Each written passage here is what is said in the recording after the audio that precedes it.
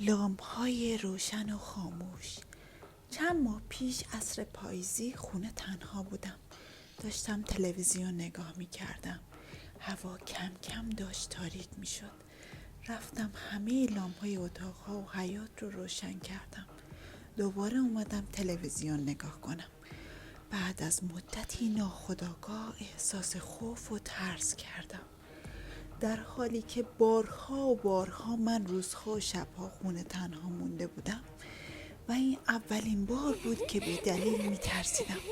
احساس می کردم کسی به جز من هم تو خونه است و حرکاتم و زیر نظر داره و مواظب منه. پیش خودم گفتم شاید تنهایی باعث همچین احساسی شده. برای همین زنگ زدم به مامان و بابام و پرسیدم که کی از عروسی برمیگردن. اونا هم گفتن که ساعت 9-10 شب میان. 3-4 ساعت تنهایی تو اون شرایط برام واقعا سخت بود. یا باید 3-4 ساعت تو اون سرما میزدم بیرون یا از دوستان و آشنایان دعوت میکردم بیان خونمون. پس زنگ زدم به 2 پسرم و سعی کردم بدون اینکه متوجه ترس من بشن دعوتشون کنم تا بیان. گفتم که آهنگای جدید دانلود کردم، فلش مموریشون رو بیارن تا آهنگ بزنم. خوشبختانه اونا هم قبول کردن، ولی 20 دقیقه طول میکشید تا اونا برسن. به ناچار صدای تلویزیون رو زیاد کردم و سعی کردم خودم رو مشغول نگه دارم، ولی رفته رفته احساس ترس و خوف من بیشتر میشد و صورتم از ترس عرق کرده بود. بعد 20 دقیقه دیگه نتونستم بمونم. پیش خودم گفتم الانه که برسن. چند دقیقه بیرون باشم بهتر از اینه که اینجا تنها باشم. رفتم کاپشن و کلاهمو برداشتم و پوشیدم.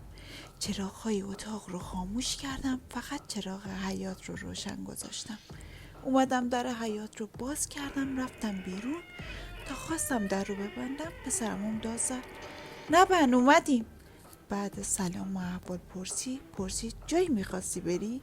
منم برای اینکه متوجه قضیه نشن گفتم نه، میخواستم برم یکم برای امشب میوه و تخمه و آجیل خرید کنم تا دور هم خوش باشیم. پسرمو هم نذاشتن، گفتن فقط نیم ساعت میتونم باشم چون کار واجبی دارن باید برن. حالا من مونده بودم که بعد نیم ساعت که اینا رفتن میخوام چیکار کنم. با هم رفتیم تو خونه. وارد حال شدم، کلید چراغ رو زدم، روشن نشد. رفتم کلید چراغ اتاقهای دیگه، پذیرایی، خواب، آشپزخونه را هم زدم، بازم روشن نشدن. با نور موبایل کنتور برق رو هم چک کردیم، درست بود. بعد چند دقیقه تلاش پسرمون گفت حتما لامپ‌ها اتصالی چیزی شده سوختن. چارپایه آوردم رفتم بالا لامپ رو چک کنم، دیدم لامپ باز شده و هر لحظه امکان داشت بیفته پایین. انگار یکی لامپ ها رو باز کرده بود. لامپ رو صفر کردم، روشن شد. در کمال ناباوری تمام 5 لامپ داخل خونه شل شده بود. بعد اینکه لامپ ها روشن شدن قضیه رو برای پسرم هم تعریف کردم. اونا هم گفتن بهتر امشب اینجا تنها نباشی و تا اومدن مامان بابات با هم بیرون باشیم. با ماشین 3 ساعتی گشتیم و شام رو هم بیرون خوردیم، ولی همش تو ذهنم این سوال بود که کی میتونه در عرض 20-30 ثانیه همه لامپ های خونه رو باز کنه و بعد در بره. بعد اینکه مامان بابا اومدن ماجرا رو تعریف کردم، ولی اونا زیاد جدی نگرفتن. بابام گفت که لامپ ها رو من شل کرده بودم و از این حرفا که من نترسم. 4-5 روز بعد این ماجرا پدرم خونه تنها بود و من و مامانم رفته بودیم شهرستان. پدرم تعریف میکنه همه چراغ‌ها رو خاموش کردم و گرفتم خوابیدم. هول و هوش ساعت 2 بود که از خواب پریدم. دیدم چراغ اتاق خواب روشنه. رفتم پذیرایی، دیدم چراغ اونجا هم روشنه. همه 5 لامپ خونه روشن شده بود.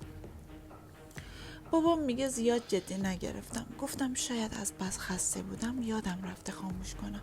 چراغ‌ها رو خاموش کردم، گرفتم خوابیدم. بعد نیم ساعت دوباره با نور لامپ اتاق بیدار شدم.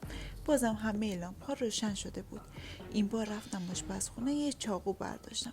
همه کمدها، اتاق‌ها، دستشویی، حمام رو گشتم ولی کسی نبود. اتاق‌ها رو هم قفل کردم. اومدم پذیرایی، تلویزیون رو روشن کردم، صداشو قطع کردم. چراغ‌ها رو هم خاموش کردم. رو مبل دراز کشیدم ولی با نور تلویزیون چشممو دوخته بودم به کلید لامپ تا ببینن کی لامپ ها رو روشن میکنه. 1 ساعتی منتظر موندم، خبری نشد. یواش یواش داشت خوابم میگرفت و چشمام بسته میشد که یهو دیدم چراغ‌ها روشن شدن، ولی چیزی ندیدم. فورا از مبل بلند شدم، رفتم سمت کلیت لامپ. دیدم به پایین فشار داده شده و روشن شده. درها رو چک کردم، دیدم قفله. پدرم اون شب تا صبح بیدار مونده بود و فردا ماجرا رو برای دوستاش تعریف میکنه و اونها هم چند سوره از قرآن و دعا رو سفارش میکنن که بخونه. بعد از اون شب دیگه این اتفاق تکرار نشد. کوکو هستم. خوشحال میشم که با لایک، کامنت ها و سابسکرایب بدون منو حمایت کنید.